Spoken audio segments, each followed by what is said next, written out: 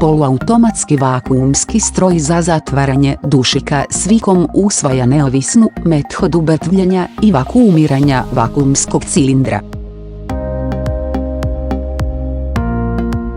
Vrijednost vakuumskog negativnog tlaka može se podesiti od -0,02 do -0,07 pa, a može se isprati dušikom i zatim zavrnuti.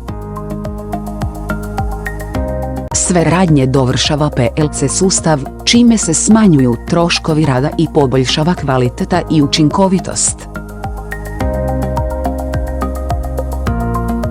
Tehnologija vakuumskog punjenja dušikom naširoko se koristi u bocama mlijeka u prahu za hranu, proteinskom prahu, mljevenom prahu od cjelovitog zrna, drugim konzervama hrane.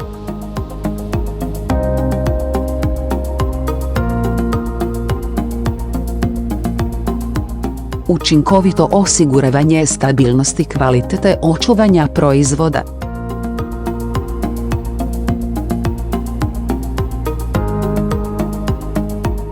Ova oprema je pogodna za sve vrste PET plastičnih boca, idealna je oprema za prehrambena poduzeća, poduzeća za proizvodnju mlijeka u prahu, farmaceutske, kozmetičke i druga poduzeća.